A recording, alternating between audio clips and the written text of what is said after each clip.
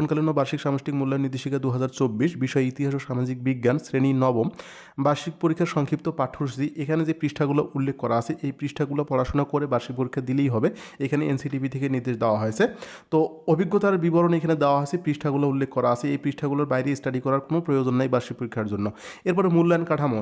সেগুনকালীন মূল্যায়ন হবে 30%, সামষ্টিক মূল্যায়ন হবে 70%। এরপরে দেখুন লিখিত পরীক্ষা যেটা হবে সেটার ধরনটা দেখুন কীরকম।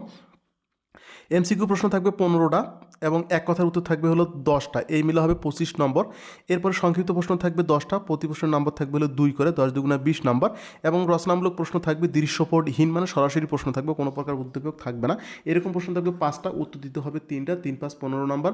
এবং দৃশ্যপট নিয়ে প্রশ্ন থাকবে হলো 8টা, উত্তর দিতে হবে 60টা, উত্তর দিতে হবে 5টার এখানে দেওয়া আছে। তো দেখুন 5টা 40 নম্বর, পরীক্ষা হবে 2 ঘন্টা 30 মিনিট, লিখিত এমসিকিউ হবে 30 মিনিট, এই মিলে 3 ঘন্টা পরীক্ষা 100 নম্বর। বাট এই 100 নম্বর কিন্তু 70 নম্বরে কনভার্ট করতে হবে। 70 নম্বর কীরকম, তুমি যদি ধরো 90 নম্বর পাও তাহলে কিন্তু তোমার নাম্বার তোলা হবে এখানে 63 নম্বর।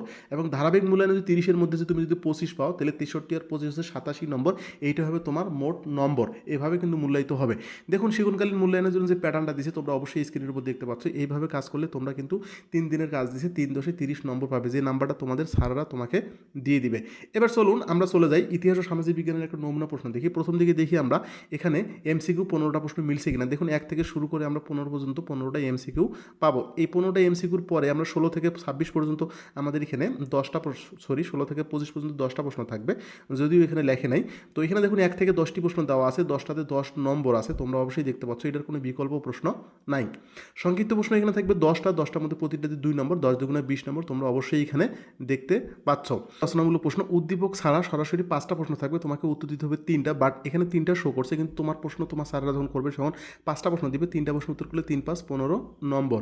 এরপরে দেখুন আমরা উদ্দীপক সহকারে প্রশ্ন সহকারে 7টা প্রশ্ন থাকবে, তোমরা অবশ্যই প্রশ্নের ধরনগুলো দেখতে পাচ্ছ। এইভাবে 1 2 3, তারপরে কত আছে 4, এইভাবে 7 পর্যন্ত প্রশ্ন থাকবে এবং 7টার মধ্যে তোমাকে উত্তর দিতে হবে 5টা প্রশ্ন, যার নাম্বার থাকবে 5টা 40 নম্বর। নিচে উত্তরগুলো দেওয়া আছে, এমসিকিউ যেগুলো তোমরা প্রথম দিকে দেখছিলা ওগুলোর উত্তর দেওয়া আছে, এবং সংক্ষিপ্ত প্রশ্ন যেগুলো আছে সেগুলোরও কিন্তু এখানে উত্তর দেওয়া আছে, কোথায় কোথায় পাওয়া যাবে। তো এই গেল আমাদের ইতিহাস ও সামাজিক বিজ্ঞান বইয়ের সংক্ষিপ্ত সিলেবাস এবং মানবন্টন এবং নমুনা প্রশ্ন। ধন্যবাদ, সবাই ভালো থাকবেন। আল্লাহ হাফেজ। আমার ভিডিওটা ভালো লাগলে অবশ্যই লাইক কমেন্ট শেয়ার করে আমার পাশেই থাকবেন, চ্যানেলটাকে সাবস্ক্রাইব করে আমার পাশেই থাকবেন। আল্লাহ হাফেজ।